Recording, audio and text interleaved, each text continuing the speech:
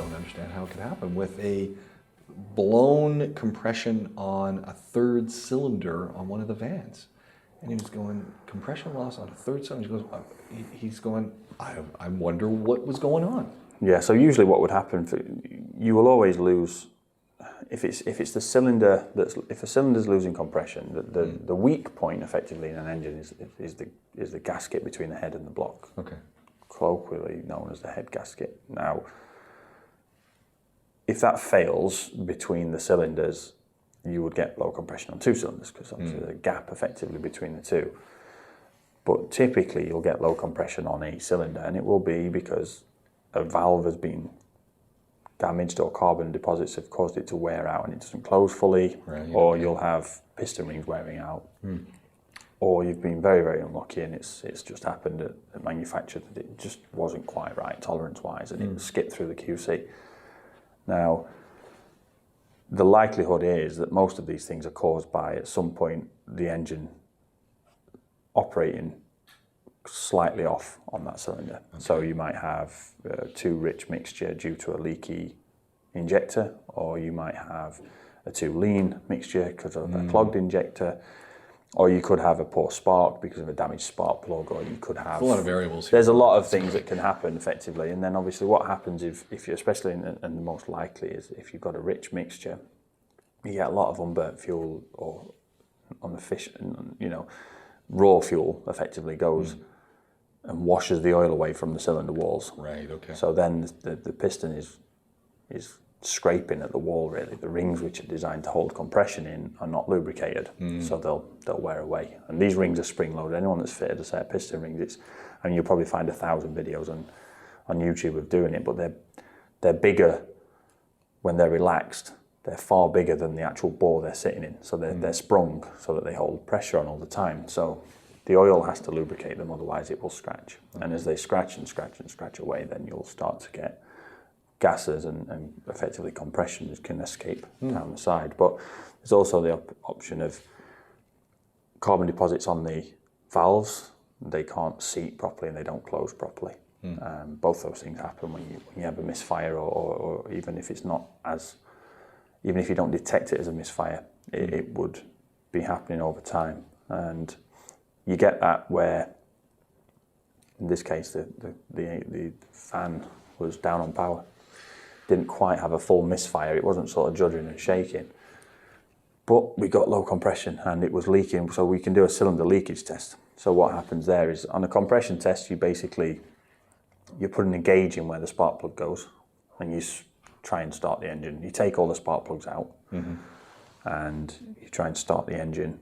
You can't start because there's no spark plugs, but as the engine's rotating with the starter motor, you get pressure built up in that cylinder and it reads on the gauge. Now, if Can it's you do low, all cylinders at the same time, or do you have to do them one by one? do one by one. I'm sure there's probably a tool that could do it, but we do them one by one.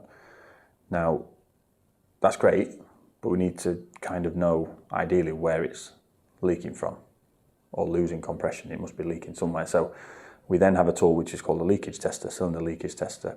Now, that goes in the same way, but we have two gauges on it, and we have compressed air on one side that goes through the first gauge, and we can set it to whatever we want, a maximum of sort of 10 bar. So we'll usually set it to about 7 or 8, and then the air goes into the cylinder and back to another gauge. Oh, okay. And we see... I like your air conditioning test. Pretty much. Basically, we see how much of the pressure that's gone in comes out. And then, obviously, we have to hold the cylinder on top dead center. So we get the cylinder to top dead center, which means the piston's right at the top and all the valves are closed. It's very, very difficult because there is always valve overlap, but there should be a point of them all being closed. And at that point, the only way to know that really, apart from on cylinder 1, where you have a mark on the crankshaft, you'll use a dial test indicator, which is basically a little needle, which you can measure the travel of it. And when it stops moving, then you know you've reached the top. So we do that, and then we listen for where the air's coming out. So if the air's coming out of the exhaust pipe at the back of the car, then the exhaust valve is leaking. If it's coming out of the intake manifold, the intake manifold's leaking. So you just take the air filter housing off and hear it coming back. if it's take the dipstick tube out or open the oil cap in modern cars with no dipstick, and if it's coming out of there, then it's blowing past the piston. I still have issues with there being no dipstick. How is that possibly possible, if that makes sense, that sentence? The best one, so the best one is we had a Q7 in yesterday, and it was 2013 V8 one, no 2012 V8 one, and it had a dipstick, and the technician had done the service, but it also had the electronic level, and he was sat in there with it running, waiting for it to get to temperature, to turn it off, to settle, to read. And we obviously went over and just pulled the dipstick out, and we're like, well, you don't need to wait for that, there's a dipstick here. Just use the dipstick. And it's so quick for people to get out of this, and Audi, it's got no dipstick. Just to get out of that habit of, hang on, let's just check if there's a dipstick. So I've got a question when you're checking the compression. You're talking, you've got to be listening for the air. I've been in your shop. I've been in automotive shops all over the world. They're noisy. Yeah. So how are you hearing this stuff? Like, does it make a whistling sound? It is quite loud. I mean, you're getting, but I mean, normally just before we'll do that, me or DJ will shout, shut up. And then everyone stops what they're doing, tools down, and then we can hear it. Okay. It's only, it's literally 30 seconds. Right, you put the tool on, get it, set the gauge, see that you're losing it. You might double check and make sure the cylinder's in the right position, and then you'll just hear it. I mean, you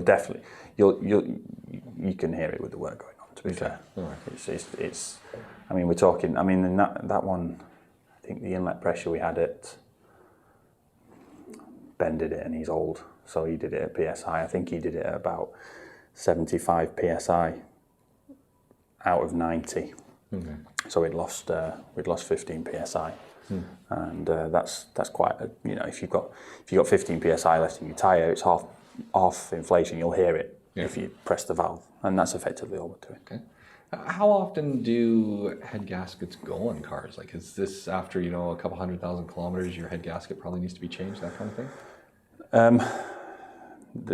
These days they usually only fail if something else has failed. Okay. It's very, very unusual for just a head gasket to fail for no other reason. They'll fail because the engine's overheated and there's been excess pressure on the coolant side, or there's been extra heat which has made the head and or the block these days with the composite of the block warp, so the head gasket no longer seals. So there's usually something, and it's usually heat related. Okay. You'd be very, very unlikely to see a failed head gasket if it's not something else that's caused it. Oh, nice. Okay. So that's good to know. But that's the other reason, and that was something Colin and I were talking about briefly, was, if your car's overheating, pull over. Don't keep driving saying, come on. I saw this, and I don't know what was going on. There was a car limping to wherever it was going, and all I could think was, this person's thinking, I just got to get to the garage. I got to get to my garage. I got to get to my garage. Instead of, I got to pull over and then get, spend 100 dirhams with a tow truck to lift my car. And I know, how much damage are they causing? And so pull over.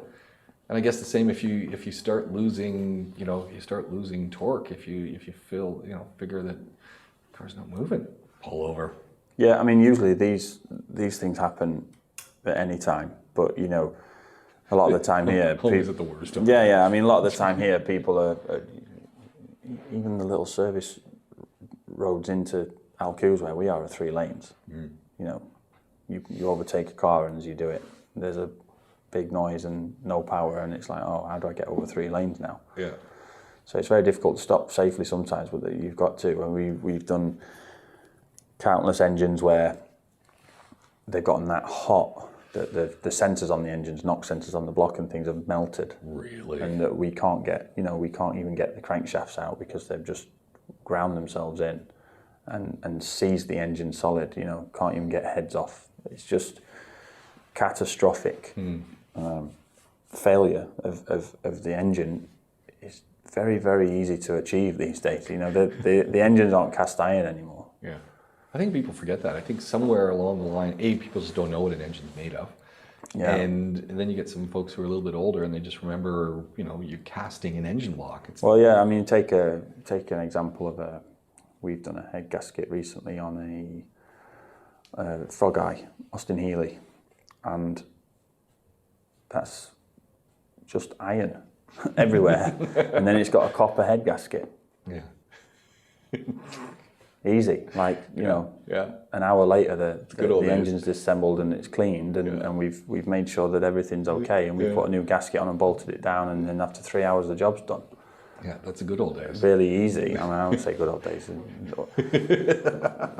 but old days at least. But I mean, it's not like that now. It isn't like that. Well, come on, you can even get in the engine area of that thing. There's not a bunch of other stuff in the way and things, and it's, you know, there's the essentials are there. The cars had essentials. Yeah, it's probably harder to change it's actually harder to adjust the ignition timing on that car than it is to strip the engine down. Yeah, there you go. Because, you know, I mean, the guys that designed it made it that the timing mark's on the bottom, and then the distributor obviously is on the top, so you've got to lay underneath with a bonnet that opens the wrong way. Impossible. It's a two-man job therefore to do the ignition timing, which is a farce. Yeah, what were they thinking? Well, they weren't. That's why they don't make them anymore. There we go. Yeah. Yeah. What else is going on in the shop? What else you got in that's notable? What have we got now? That's quite cool. I mean, we can still keep getting Trans Ams in. Are you like guys now the Trans Am? Well- did someone put the word out that, hey, you got a Trans Am? Well, no, what it is, I mean, Ben, who's with us, he's from the UK, and he's one of those weird people out of the UK I had a friend at school whose dad loved them, and they just love American cars, and then he had one. His dad had one when he was a kid, so it's just his favourite car. All right. I mean, I whatever, get that. you know. Yeah, Smokey and the Bandit. Each to their own. Yeah. But he loves looking after them. He likes working on old stuff. You know, he's foot-pounds and PSI, and it all makes no sense to me. But, you know, he likes doing it, and he's got himself a bit of a name for it. We get them in. Came in with the leaking brakes. The caliper needed servicing for the rear right, so he rebuilt the caliper for the rear right, new seals, everything, bled all the brakes up, and first test drive, the rear left one failed. Oh. So it's like, you know, Well, what can you do? There's the message, right? And I mean, how often? I mean, that's Yeah. when one goes, the other goes. You do the right, you do the left. The unfortunate thing here is, I mean, it wasn't a cheap No. part, and it wasn't a cheap thing. You spend a few hours doing that job. Yeah. And then, you know, the customer's got no job and needs to get the car fixed to sell, and thinks, well, Do I do the other side? It's going to cost you. No, I save myself a couple $100, which I get, right? I got a couple $100 Yep. to throw at a set of brakes on an old car, but You need to do it. You got to do the other side. It's going to, and as we just heard, as Ben discovered, right? Yeah. And clearly he would have wanted to do both sides, but Yeah. you don't do it. And this is what happens. And you know, you're out on the road. I hate to tell you, but the other side just went. Yeah, the problem we have is I mean, I'm in a Mini today, which we've just done a lot of work on. Older, the old one? No, okay. I can't fit in those. I was going to say, I got to come down So right now and get a picture I'm of this. in a BMW one, but I mentioned Mini and BMW and the lights went out. I know, I Everybody saw that. It knows how started bad they are. flicking. Yeah. It's like, ooh, So got a poltergeist in here. I'm driving that because we've done a lot of work on it, and that car has probably had 4 trips to us, and every single time it's been a coolant leak or an overheating or something. And the problem is, it's the sort of, you always end up chasing leaks. Somewhere something will give out, and you know, you fix it and you test it. We did, because it was the 3rd time for the same issue, and we were obviously wanting to make sure the customer was getting the car back for a long stretch of time this time. We did 2 full tanks of fuel testing that car, obviously with the customers. Wow. Actually, you know, they were more than happy for us to do that. It's like 1,200 kilometers. So it went back, and then a couple of months later, there's another leak on it. Now, obviously, the customer gets 2 things. The customer gets in the car, starts the car, and there's a warning on saying check coolant level. And then they drive the car, and it comes up saying overheat. So to the customer, it's the same. Yeah. Well, I brought the car to you last time with it overheating, and now I'm bringing it back with it overheating. Well, unfortunately, there's probably 200 places where the coolant can leak from. Right. And happy to fix them now, but it'll be full engine rebuild because we're going to do head gasket, and it'll be every single hose and every single connector and then radiator and a water pump and this and that and the other, and before you know it, it's 15, 20, 30,000 dirhams. And Right. who's going to do that? Because No one. the expansion tank's leaking, right? Yeah. So this time it's been in, and the oil cooler, the engine oil cooler, had failed. Now Is this a bad luck car? Like, I mean, you know, when sometimes At home, we'd call it a lemon.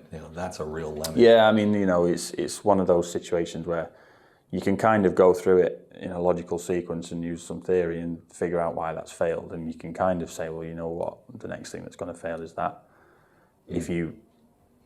But to have that conversation with the customer and say, look, here's your bill, 2K, whatever it is, we fixed the coolant leak. We think that in the next 6 to 12 months, you might have a problem with the oil cooler. Do you want to change it now?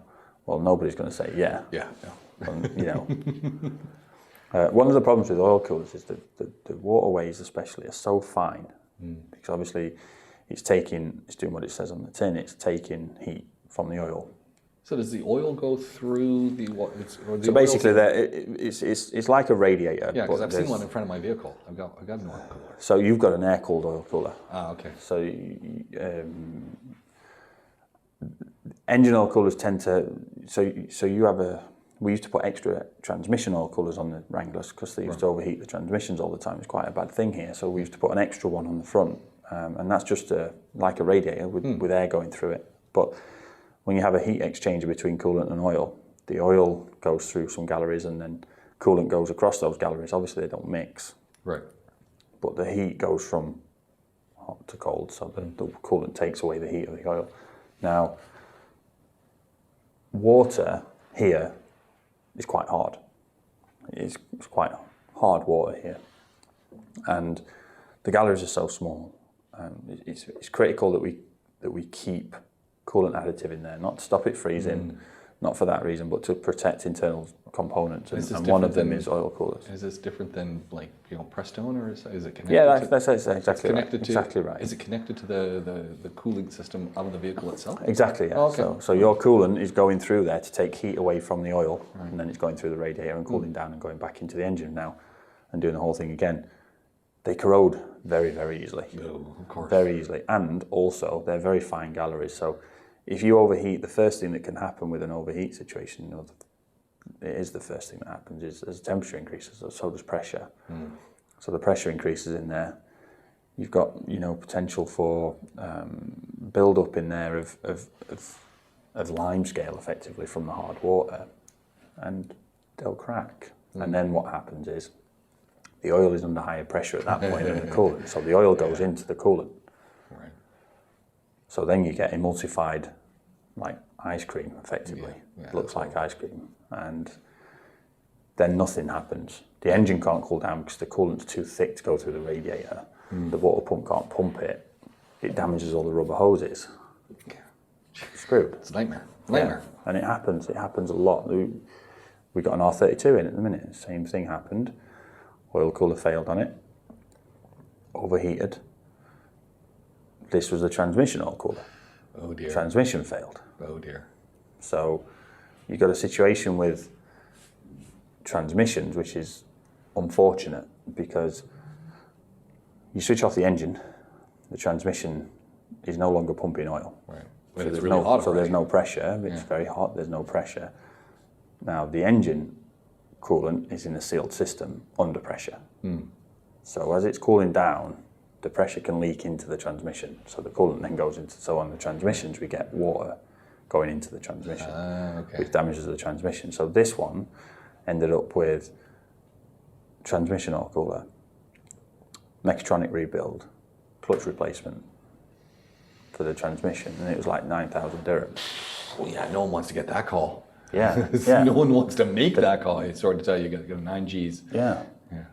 So it's one of the guys that we use for our spare parts for transmissions. He gets them out of Holland. He used to work for a big company over there. Gets the spare parts out of Holland. Yeah, yeah. Really? He got some good contacts there. He's a Serbian guy, really, really smart guy, and he just does automatic transmission. That's all he does. He doesn't touch anything else. I like Just that. does transmission. I like that. Guy knows his thing. He does one thing. Yeah, Does one thing really, really that's well. all he does. He does that, and I've known him for years.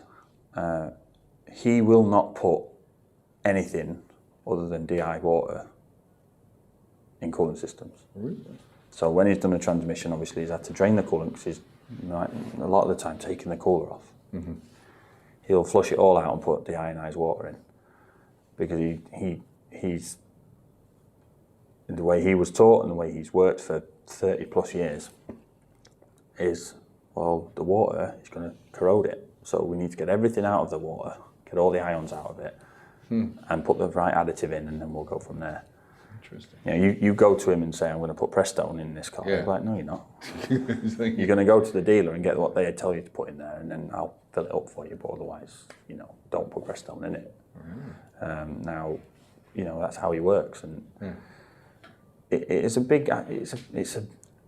I probably did 3, maybe 4 under warranty in the UK for VW oil coolers. Not many at all. You know, considering the amount of thousands of cars that we worked on, we do 1 a week here. That's amazing. Easily. That's amazing. That's Easily a 1 a week. lot. Wow. Means you get really good at it, but that's a lot. Well, you know, they're always different. All the cars are different. and it's not even something we could say, oh, it's a bad thing for Mercedes, or it's a bad thing for VW, or it's a bad thing for Land Rover. It's not. It's just all of them. It's across brands. Often the same manufacturer for these things. There's not many people that make them, but the common denominator is always the water. You know, it'd be cool to have 2 cars side by side and put, you know, like they do with engine oils. We should maybe think about doing that. Yeah. You know, get a couple of vans and change the oil on one and don't change it on the other, and then strip the engines and see after 50,000 what's happened. Yeah.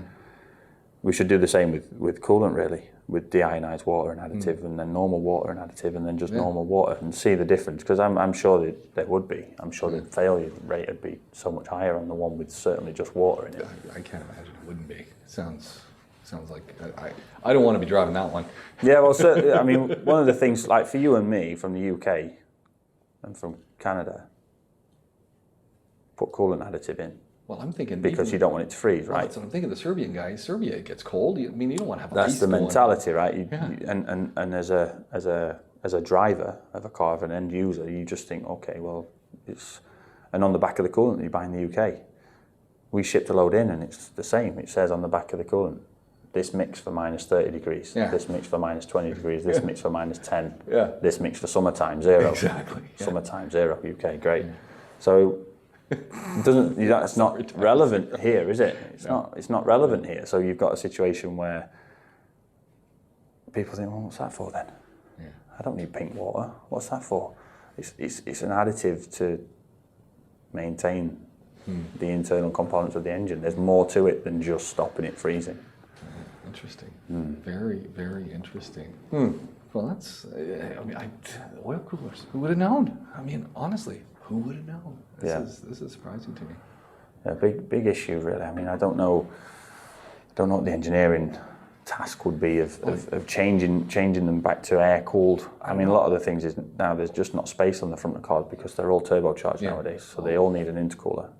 It's just maybe you nailed it. If the same manufacturer for all automakers tends to be making this particular part because they do outsource, maybe there's just a problem with quality control and longevity of that part. I mean, look.